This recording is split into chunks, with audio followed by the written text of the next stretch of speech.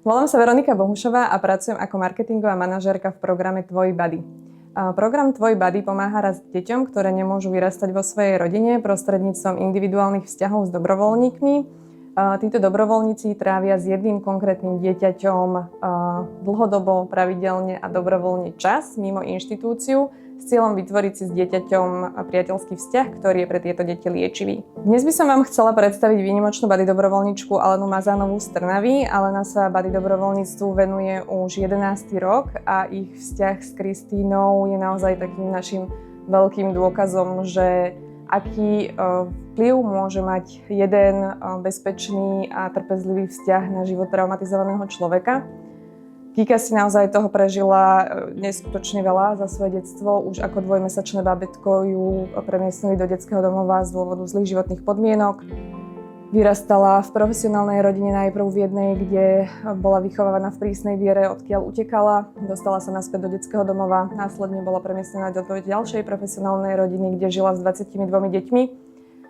Z dôvodu materiálneho nedostatku bola opäť vrátená do detského domova, kde teda žila do svojich 18 rokov a na toto miesto spomína ako na najbezpečnejšie svojho detstva. Následne si však našla priateľa z osady, kam sa za ním presťahovala, no a namiesto lásky a podpory sa dočkala teda len ubližovania a skončila po rozchode s ním na ulici. Keď mala 19, zaklopala u nás v programe Tvoj Buddy s tým, že potrebuje pomoc a my sme jej pridelili buddy dobrovoľničku Alenu Mazánovú.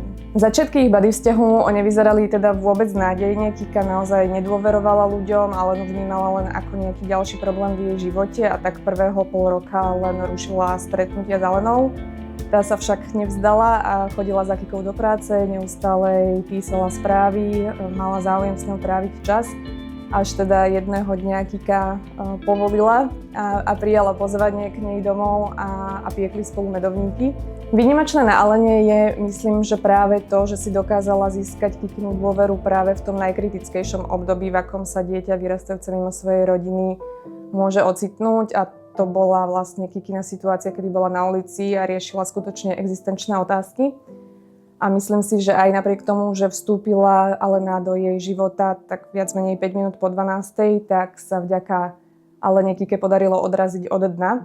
Vďaka Aleninej angažovanosti sa Kika naučila zvládať nové životné výzvy, rozhodla sa chodiť na terapiu, dokončiť si školu, ktorú nakoniec ukončila s vyznamenaním a dnes žije usporiadaný plnohodnotný život so svojou rodinou, partnerom, deťmi. A aj keď Alenu už akoby technicky nepotrebuje, tak dvojica stále aktívne trávi spolu čas. Sú nielen kamošky, ale aj takými našimi ambasádorkami programu Tvoj Buddy. Alenka, v mene celého programu Tvoj Buddy by som sa ti chcela poďakovať za roky času, ktoré si Kike venovala, za trpezlivosť a srdce, ktoré si dala na dlani nielen jej, ale aj celému nášmu programu. A si pre nás všetkých inšpiráciou a vzorom, akých buddy dobrovoľníkov si prajeme pre všetky deti, ktoré nemajú možnosť vyrastať vo svojej rodine.